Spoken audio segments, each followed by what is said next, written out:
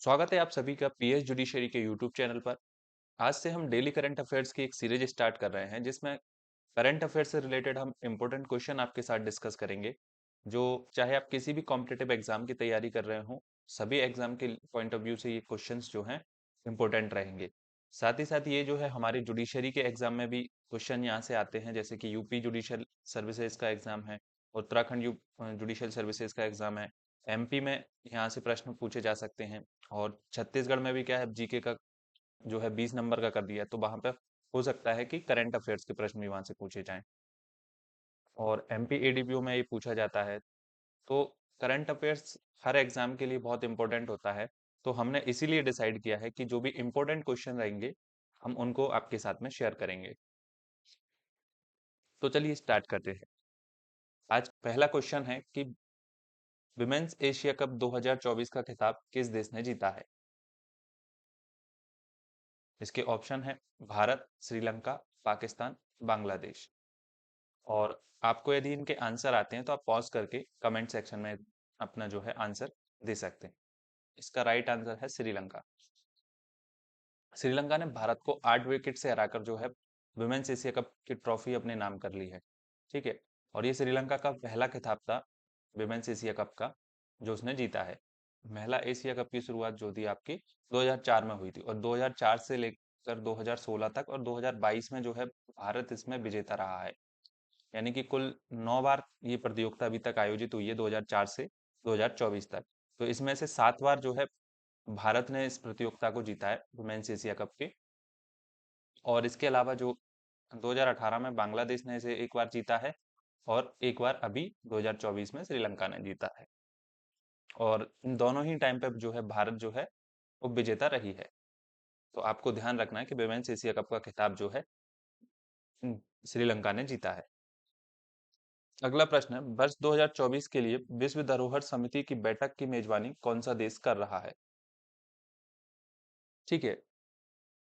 तो इसमें आपके ऑप्शन है फ्रांस, श्रीलंका, अमेरिका और भारत। तो इसमें इसका राइट आंसर है भारत। देखिए, भारत जो है विश्व धरोहर समिति की बैठक की पहली बार जो है इसकी अध्यक्षता कर रहा है। और इसका आयोजन जो है 21 जुलाई से 31 जुलाई तक भारत में दिल्ली स्थित मंडपम में आयोजित किया जाएगा। देखिए, विश्व धरोहर समिति का जो है 46वां सत्र है।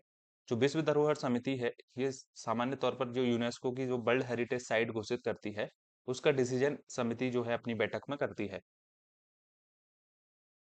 अगला प्रश्न है, यूनेस्को विश्व धरोहर स्थल सूची में शामिल होने वाला भारत का 43वां स्थल कौन सा है। यानी कि यूनेस्को की जो वर्ल्ड हेरिटेज साइट है उसकी लिस्ट में भारत ने का भी 43वां एक स्थान शामिल हुआ है। तो वो कौन सा है। तो इसके ऑप्शन है, option A Taj Mahal, B Qutub Minar, C Moidam, D Ajanta और एलोरा की गुफाएं। इसका राइट आंसर है असम का मोईदाम।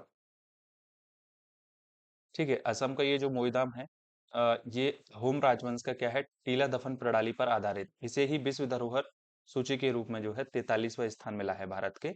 और ये सांस्कृतिक श्रेणी की एक जो साइट है ना। तो इस प्रकार से भारत में कुल जो है विश्व धरोहर सूची में शामिल होने वाली साइट जो है, वर्ल्ड हेरिटेज साइट की संख्या अब हो गई है 43।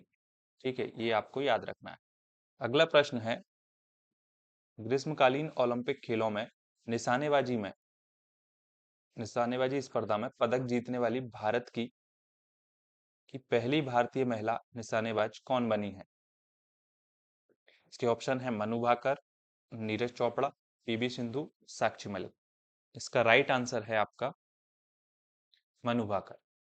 देखिए, अभी जो 33वां ग्रीष्म पेरिस में ग्रीष्मकालीन ओलंपिक चल रहा है उसमें मनु भाकर ने भारत के लिए पहला पदक भी जीता है। और ये पहली महिला निशानेबाज बन गई हैं जिन्होंने शूटिंग में पहला पदक दिलाया है भारत को। तो ये ध्यान रखना है, स्टैटिक पॉइंट ऑफ व्यू से भी बहुत इंपॉर्टेंट क्वेश्चन है ये। भारत की पहली महिला निशानेबाज कौन है जिन्होंने ओलंपिक में पदक जीता। ठीक है। तो ये ध्यान रखना है। और इन्होंने जो पदक जीता है वो ब्रॉन्ज मेडल जीता है ना, कांस्य पदक जीता है इन्होंने। और इनकी जो शूटिंग जो है 10 मीटर एयर पिस्टल स्पर्धा में इन्होंने ये पदक जो है जीता है। ठीक है। तो ओलंपिक खेलों की हम बात करें तो देखिए, ओलंपिक खेलों की शुरुआत जो है 1896 में एथेंस से हुई थी। कहाँ से हुई थी, एथेंस से हुई थी। इसके जन्मदाता माने जाते हैं पियरे डी कोवर्टिन। और ओलंपिक खेलों के जो फ्लैग होता है उसमें ये 5 रिंग होती हैं। ठीक है, जो ब्लू होता है वो यूरोप को दर्शित करता है, यूरोप को दर्शित करता है। और ये जो येलो है ये हमारे एशिया को दर्शाता है। ब्लैक दर्शाता है आपका अफ्रीका को दर्शाता है। और ये ग्रीन आपका दर्शाता है ऑस्ट्रेलिया को दर्शाता है ये। और ये जो है आपका रेड अमेरिका को दर्शाता है। ठीक है, तो ये बेसिक इंफॉर्मेशन इस क्वेश्चन से आपको याद रखनी है।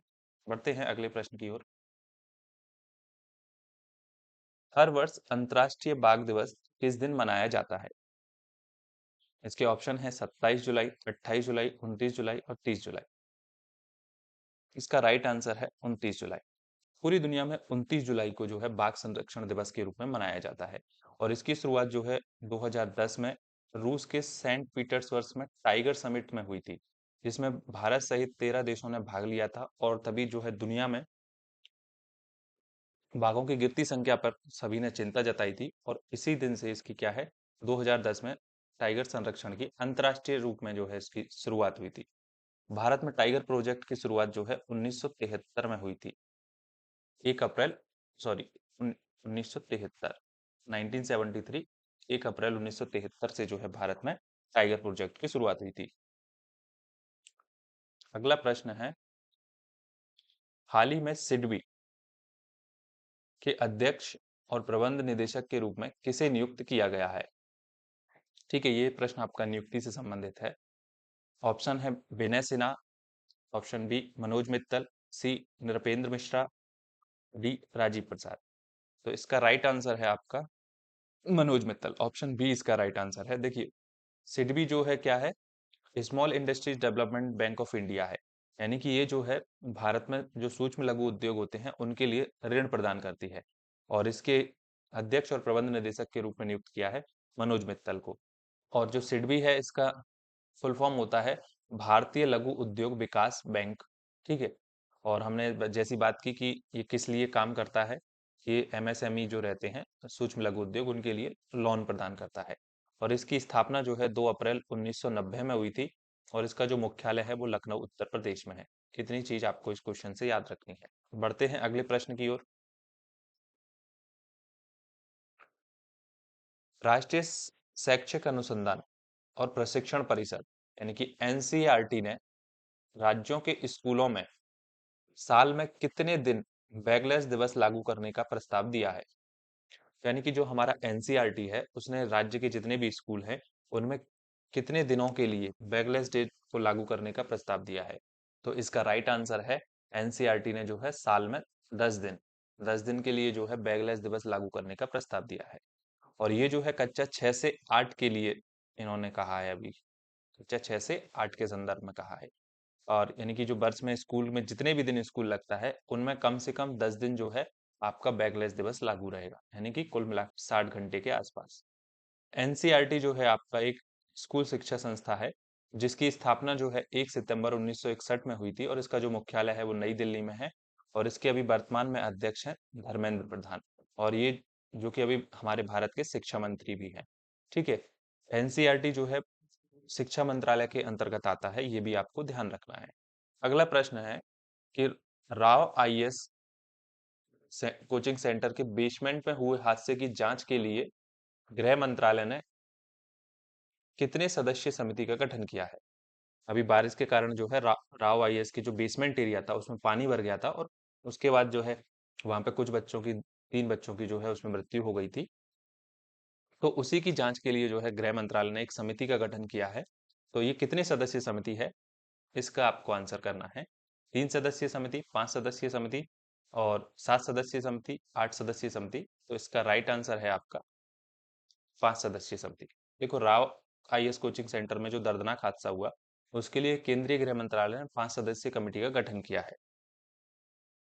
ठीक है, और ये जो है अपनी 30 दिन के भीतर जो है अपनी रिपोर्ट सौंपेगी।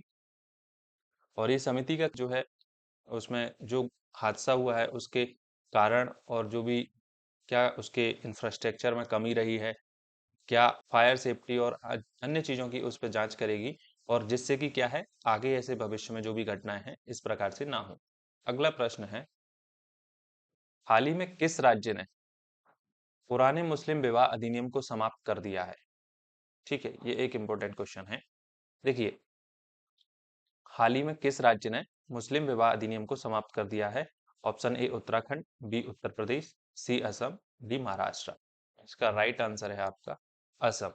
देखिए, असम सरकार ने क्या है, असम मुस्लिम विवाह एवं तलाक पंजीकरण अधिनियम 1935 को समाप्त कर दिया है और इसके स्थान पे जो है नया कानून लाना है। दरअसल ये जो असम मुस्लिम विवाह एवं तलाक पंजीकरण अधिनियम था, असम में मुसलमानों का विवाह होता था और उनके तलाक होता था, उनके पंजीकरण इसके अंतर्गत करना अनिवार्य होता था। और इसमें कुछ खामियां थी जो कहीं ना कहीं क्या है, वुमेन राइट्स के अगेंस्ट थी, तो इसको बदल के नया कानून लाने पर जो वहां की सरकार है विचार कर रही है। अगला प्रश्न है, अल्ट्राटेक सीमेंट ने किस कंपनी में हिस्सेदारी खरीदी है? अल्ट्राटेक सीमेंट ने किस कंपनी में हिस्सेदारी खरीदी है? ऑप्शन है Ambuja cement, India cement, ACC cement और श्वेतांबर सीमेंट। तो इसका राइट आंसर है आपका इंडिया सीमेंट। देखिए, जो अल्ट्राटेक सीमेंट कंपनी है, जो कि आदित्य बिरला ग्रुप की कंपनी है, उसने इंडिया सीमेंट जो है उसमें अपनी जो है 32.72% हिस्सेदारी खरीदी है। ठीक है, और ये जो डील हुई है पूरी, ये 3,954 करोड़ रुपए में हुई है। और इस डील के साथ जो है अल्ट्राटेक सीमेंट कंपनी जो है भारत की सबसे बड़ी सीमेंट कंपनी बन गई है। ठीक है, तो ये जो थे आज के कुछ इंपॉर्टेंट करंट अफेयर्स से रिलेटेड क्वेश्चन थे, जिनके साथ में हमने कुछ स्टेटिक्स जीके को भी डिस्कस किया था। और आई होप आपको ये पहला सेशन अच्छा लगा होगा। यदि आपको किसी भी प्रश्न में डाउट है तो आप उसके संदर्भ में कमेंट कर सकते हैं, और साथ ही साथ आप ये भी बताइए कि आपको ये सेशन कैसा लगा, जिससे आगे हम इस प्रकार से और वीडियोस जो है डेली लेकर आते रहें।